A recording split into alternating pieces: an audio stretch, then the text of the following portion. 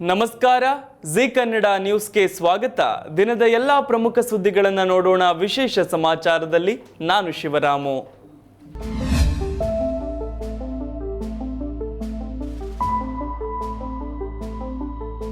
ಬೆಂಗಳೂರು ಜನತೆಯ ಬಹು ನಿರೀಕ್ಷಿತ ನಾಗಸಂದ್ರದಿಂದ ಮಾದಾವರವರೆಗಿನ ನಮ್ಮ ಮೆಟ್ರೋ ರೈಲು ಸಂಚಾರ ಶೀಘ್ರದಲ್ಲೇ ಉದ್ಘಾಟನೆಗೊಳ್ಳಲಿದೆ. 3.7 ಕಿಲೋಮೀಟರ್ ಅಂತರದ ನಾಗಸಂದ್ರ ಟು ಮಾದಾವರವರೆಗಿನ ಮೆಟ್ರೋ ಮಾರ್ಗ ಕಾಮಗಾರಿ ಪೂರ್ಣಗೊಂಡಿದ್ದು ಮತ್ತು ಟ್ರಯಲ್ ರನ್ ಕೂಡ ಯಶಸ್ವಿಯಾಗಿದೆ.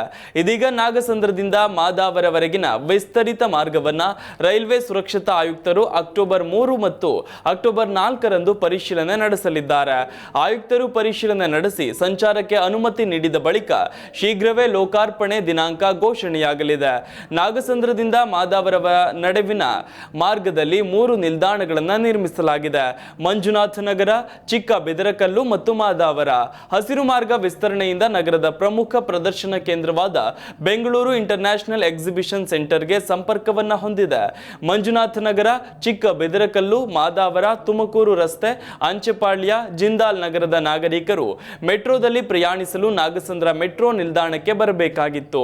ಈಗ ಈ ಮಾರ್ಗ ಸಂಪೂರ್ಣವಾದ ಬಳಿಕ 5 ಕಿಲೋಮೀಟರ್ಗಳಷ್ಟು ಪ್ರಯಾಣಿಸೋದು ತಪ್ಪಲಿದೆ. ನಾಗಸಂದ್ರ ಟು ಮಾದಾವರ ನಡುವಿನ ಕಾಮಗಾರಿ 2017ರಲ್ಲೇ ಆರಂಭವಾಗಿತ್ತು. ಅಂದುಕೊಂಡಂತೆ ಎಲ್ಲವೂ ನಡೆದಿದ್ರೆ 2019ರ ಮಧ್ಯದ ವೇಳೆಗೆ ಕಾಮಗಾರಿ ಪೂರ್ಣಗೊಳ್ಳಬೇಕಿತ್ತು. ಆದರೆ ಭೂಸ್ವಾಧೀನ, ಸ್ಥಳೀಯರ ವಿರೋಧ ಹಾಗೂ ನಂತರ ಕೊರೋನಾ ಸಮಸ್ಯೆ ಸೇರಿದಂತೆ ಹಲವು ಸವಾಲು ಸಮಸ್ಯೆಗಳ ಕಾರಣದಿಂದ 5 ವರ್ಷ ತಡವಾಗಿ ಈ ಮಾರ್ಗ ಮೆಟ್ರೋ ಸಂಚಾರಕ್ಕೆ ಲಭ್ಯವಾಗ್ತಿದೆ. ಕರ್ನಾಟಕದ ಕರಾವಳಿ ಭಾಗಗಳಲ್ಲಿ ಹೆಚ್ಚು ಮಳೆಯಾಗಲಿದೆ ಅಂತ ರಾಜ್ಯ ಹವಾಮಾನ ಇಲಾಖೆ ಮುನ್ಸೂಚನೆ ನೀಡಿದೆ. ಉತ್ತರ ಕನ್ನಡ, ದಕ್ಷಿಣ ಕನ್ನಡ, ಉಡುಪಿ, ಬೀದರ್, ಕಲಬುರಗಿ, ವಿಜಯಪುರ, ಯಾದಗಿರಿ ಜಿಲ್ಲೆಗಳಿಗೆ ಯೆಲ್ಲೋ ಅಲರ್ಟ್ ಘೋಷಿಸಲಾಗಿದೆ. ವಿಜಯನಗರ, ತುಮಕೂರು, ಶಿವಮೊಗ್ಗ, ರಾಮನಗರ, ಮೈಸೂರು, ಮಂಡ್ಯ, ಕೋಲಾರ, ಕೊಡಗು, ಹಾಸನ, ದಾವಣಗೆರೆ, ಚಿಕ್ಕಮಗಳೂರು, ಚಿಕ್ಕಬಳ್ಳಾಪುರ, ಚಾಮರಾಜನಗರ, ಬೆಂಗಳೂರು ಗ್ರಾಮಾಂತರ, ಬೆಂಗಳೂರು ನಗರ, ಬಳ್ಳಾರಿ, ರಾಯಚೂರು, ಕೊಪ್ಪಳ, ಹಾವೇರಿ, ಗದಗ, ಧಾರವಾಡ, ಬೆಳಗಾವಿ, ಬಾಗಲಕೋಟೆಯಲ್ಲಿ ಕೂಡ ಮಳೆಯಾಗಲಿದೆ. ಇನ್ನು ಅಡಕಿ, ಮಂಠಾಳ, ಚಿತ್ತಾಪುರ, ಕ್ಯಾಸಲ್ ರಾಕ್, ಗೇರುಸೊಪ್ಪ, ಸಿದ್ದಾಪುರ, ಸೇಡಂ, ಕಲಬುರಗಿ, ಕಾರವಾರ, ಸುಳ್ಯ, ಪುತ್ತೂರು, ಶಿರಾಲಿ, ಸಿದ್ದಾಪುರ, ಅಂಕೋಲಾ, ಕುಂದಾಪುರ, ಮಂಕಿ, ಧರ್ಮಸ್ಥಳ, ಜೇವರ್ಗಿ, ಭಾಗಮಂಡಲ, ಕೋಟ, ಕಾರ್ಕಳದಲ್ಲಿ ಮಳೆಯಾಗಿದೆ. ಮುಂದಿನ 24 ಗಂಟೆಗಳಲ್ಲಿ ಕರ್ನಾಟಕದ ಕರಾವಳಿಯಲ್ಲಿ ಬಿರುಗಾಳಿಯು ಗಂಟೆಗೆ 35 ಕಿಲೋಮೀಟರ್ನಿಂದ 55 ಕಿಲೋಮೀಟರ್ ವರೆಗೆ ವೇಗದಲ್ಲಿ ಬೀಸುವ ಸಾಧ್ಯತೆ ಇದ್ದು ಮೀನುಗಾರರು ಸಮುದ್ರಕ್ಕೆ ಇಳಿಯದಂತೆ ಎಚ್ಚರಿಕೆ ನೀಡಲಾಗಿದೆ.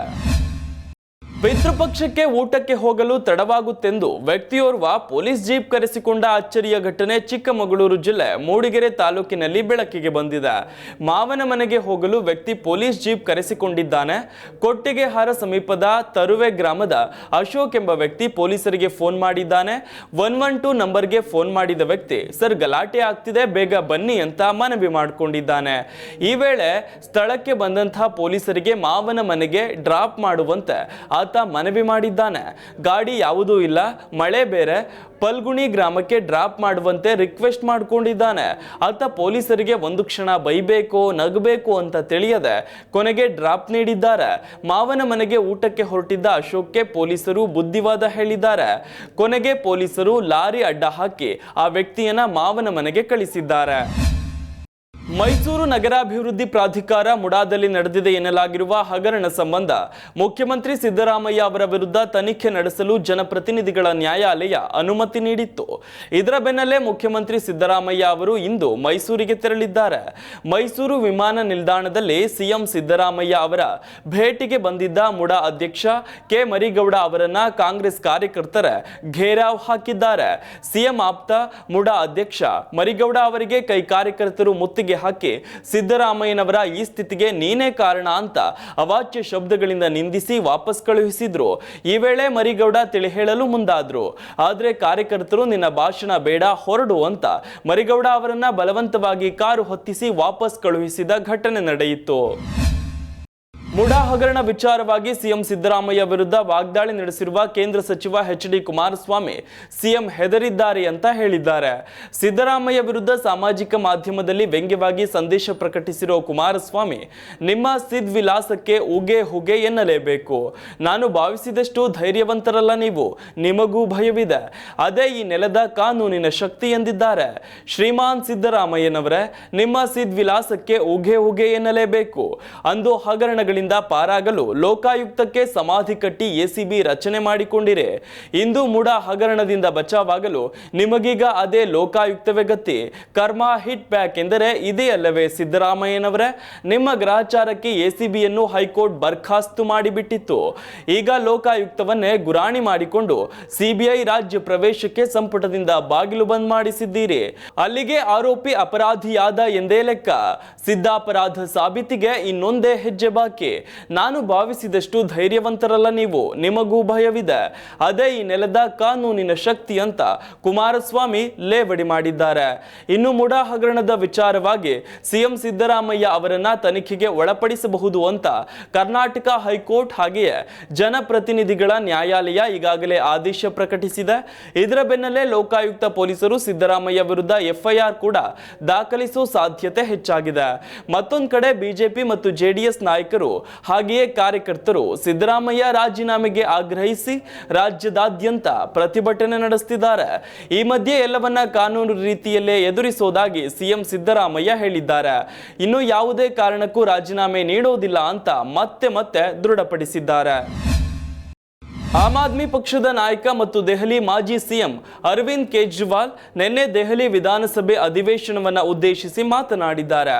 ಮುಖ್ಯಮಂತ್ರಿ ಸ್ಥಾನಕ್ಕೆ ರಾಜೀನಾಮೆ ನೀಡಿದ ನಂತರ ದೆಹಲಿ ವಿಧಾನಸಭೆಯಲ್ಲಿ ಮಾಡಿದ ಮೊದಲ ಭಾಷಣದಲ್ಲಿ ಅರವಿಂದ್ ಕೇಜ್ರಿವಾಲ್ ಅವರು ಪ್ರಧಾನಿ ನರೇಂದ್ರ ಮೋದಿಯವರ ವಿರುದ್ಧ ವಾಗ್ದಾಳಿ ನಡೆಸಿದ್ರು. ಪ್ರಧಾನಮಂತ್ರಿ ತುಂಬಾ ಶಕ್ತಿಶಾಲಿ ಆಗಿರಬಹುದು, ಆದರೆ ಅವರು ದೇವರಲ್ಲ ಅಂತ ಟೀಕಿಸಿದ್ರು. ವಿರೋಧ ಪಕ್ಷದಲ್ಲಿರುವ ನನ್ನ ಸಹೋದ್ಯೋಗಿಗಳಿಗೆ ಸದನದಲ್ಲಿ ಮನೀಶ್ ಸಿಸೋಡಿಯಾ ಮತ್ತು ನನ್ನನ್ನು ನೋಡಿ ಬೇಸರವಾಗಿರಬೇಕು. ಪಿಎಂ ಮೋದಿ ತುಂಬಾ ಶಕ್ತಿಶಾಲಿ ಮತ್ತು ಸಾಕಷ್ಟು ಸಂಪನ್ಮೂಲಗಳನ್ನು ಹೊಂದಿದ್ದಾರೆ, ಆದರೆ ಮೋದಿ ದೇವರಲ್ಲ. ಆದರೆ ದೇವರು ನಮ್ಮೊಂದಿಗಿದ್ದಾನೆ ಅಂತ ನಾನು ಯಾವಾಗಲೂ ಹೇಳ್ತಿರ್ತೇನೆ ಅಂತ ಕೇಜ್ರಿವಾಲ್ ಹೇಳಿದ್ರು. ನಾನು ಸುಪ್ರೀಂ ಕೋರ್ಟ್ಗೆ ಧನ್ಯವಾದ ಹೇಳಲು ಬಯಸ್ತೇನೆ. ಇಂದು ನಾನು ಮುಖ್ಯಮಂತ್ರಿಯೊಂದಿಗೆ ರಸ್ತೆ ತಪಾಸಣೆಗೆ ಹೋಗಿದ್ದೆ. ನಾನು ಜೈಲಿಗೆ ಹೋಗುವ ಮೊದಲು ದೆಹಲಿ ವಿಶ್ವವಿದ್ಯಾಲಯದ ರಸ್ತೆಗಳು ಉತ್ತಮವಾಗಿದ್ದವು. ಅಲ್ಲಿನ ರಸ್ತೆಗಳನ್ನು ದುರಸ್ತಿ ಮಾಡಲು ಆದೇಶವನ್ನು ನೀಡುವಂತೆ ನಾನು ಕೇಳಿದೆ.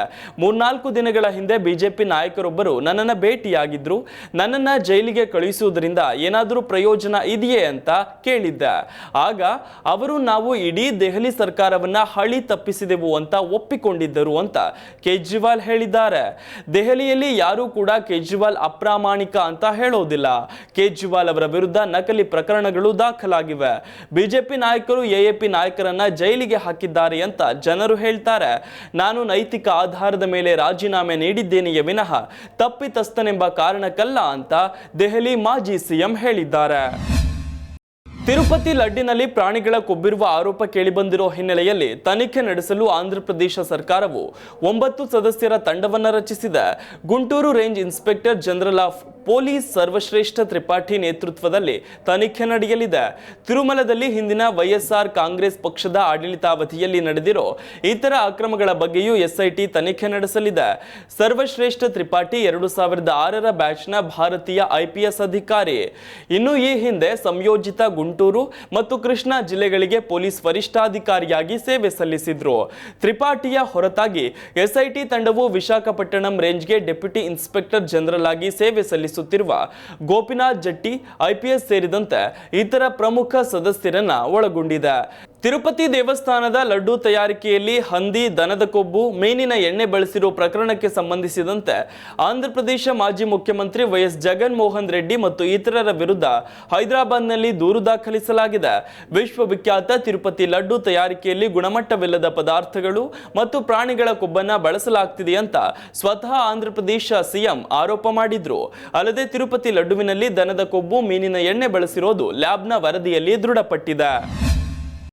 ಪುಣ್ಯ ಸ್ನಾನಕ್ಕೆಂದು ನೀರಿನಲ್ಲಿ ಮುಳುಗಿ ಸುಮಾರು 37 ಮಕ್ಕಳು ಸೇರಿದಂತೆ 43 ಜನರು ನಾಪತ್ತೆಯಾದ ಘಟನೆ ಬಿಹಾರದಲ್ಲಿ ನಡೆದಿದೆ. ಜೀವಿತ ಪುತ್ರಿಕಾ ಹಬ್ಬದ ಆಚರಣೆಯ ಸಮಯದಲ್ಲಿ ಈ ದುರ್ಘಟನೆ ಸಂಭವಿಸಿದೆ. ಬಿಹಾರದಲ್ಲಿ ಜೀವಿತ ಪುತ್ರಿಕಾ ವ್ರತದ ಆಚರಣೆ ನಡೆಯುತ್ತಿದೆ. ಈ ಸಮಯದಲ್ಲಿ ಭಕ್ತರು ನದಿ ಮತ್ತು ಕೊಳದಲ್ಲಿ ಮುಳುಗಿ ಪುಣ್ಯ ಸ್ನಾನ ಮಾಡ್ತಾರೆ. ಹೀಗೆ ನೀರಿಗಿಳಿದವರ ಪೈಕಿ ಸುಮಾರು 43 ಮಂದಿ ಕಾಣೆಯಾಗಿದ್ದಾರೆ ಅಂತ ಬಿಹಾರ ಸರ್ಕಾರ ತಿಳಿಸಿದೆ. ಜೀವತ್ ಪುತ್ರಿಕಾ ಬಿಹಾರ ಅತಿ ದೊಡ್ಡ ಹಬ್ಬಗಳಲ್ಲಿ ಒಂದಾಗಿದೆ. ಮಹಿಳೆಯರು ತಮ್ಮ ಮಕ್ಕಳು ಹಾಗೆಯೇ ಅವರ ಆರೋಗ್ಯ ಮತ್ತು ಅಭಿವೃದ್ಧಿ ಬಯಸಲು ಉಪವಾಸ ಆಚರಿಸುತ್ತಾರೆ. ಬಳಿಕ ಮಕ್ಕಳ ಜೊತೆಗೆ ನದಿಯಲ್ಲಿ ಅಥವಾ ಕೊಳದಲ್ಲಿ ಮುಳುಗಿ ಸ್ನಾನ ಮಾಡ್ತಾರೆ. ಇದನ್ನ ಪವಿತ್ರ ಸ್ನಾನ ಅಂತ ನಂಬಿದ್ದಾರೆ. ಹೀಗೆ ಮುಳುಗಿದವರಲ್ಲಿ ರಾಜ್ಯದ 15 ಜಿಲ್ಲೆಗಳಲ್ಲಿ ಸಾವು ನೋವುಗಳು ವರದಿಯಾಗಿವೆ. ಇನ್ನು ಈ ಘಟನೆ ತಿಳಿದು ಬಿಹಾರದ ಮುಖ್ಯಮಂತ್ರಿ ನಿತೀಶ್ ಕುಮಾರ್ ಮೃತರ ಕುಟುಂಬಕ್ಕೆ 4 ಲಕ್ಷ ರೂಪಾಯಿ ಪರಿಹಾರ ಘೋಷಿಸಿದ್ದಾರೆ. ಅಲ್ಲದೆ ದುಃಖ ಭರಿಸುವ ಶಕ್ತಿಯನ್ನ ಅವರ ಕುಟುಂಬಕ್ಕೆ ಆ ಭಗವಂತ ನೀಡಲಿ ಅಂತ ಪ್ರಾರ್ಥಿಸುತ್ತೇನೆ ಎಂದು ಎಕ್ಸ್ ಖಾತೆಯಲ್ಲಿ ಪೋಸ್ಟ್ ಮಾಡಿದ್ದಾರೆ. ನಟಿ ಕಂಗನಾ ರಣಾವತ್ ಅವರು ಭಾರಿ ನಿರೀಕ್ಷೆ ಇಟ್ಟುಕೊಂಡು ಎಮರ್ಜೆನ್ಸಿ ಸಿನಿಮಾ ಮಾಡಿದ್ದಾರೆ.